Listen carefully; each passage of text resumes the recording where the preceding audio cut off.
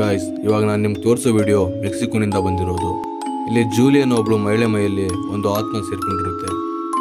ಆ ಆತ್ಮವನ್ನ ಪೊಸೆಷನ್ನ ಮೂಲಕ ಬಿಡಿಸ್ಬೇಕು ಅಂತ ಚರ್ಚ್ಗೆ ಕರ್ಕೊಂಡು ಹೋಗೋಣ ಅಂತ ಮಾತಾಡ್ತಿರೋದನ್ನ ಕೇಳಿಸ್ಕೊಂಡು ಆ ಒಂದು ಆತ್ಮ ಅವಳ ದೇವನ ಬಿಟ್ಟು ಹೋಗಿರುತ್ತೆ.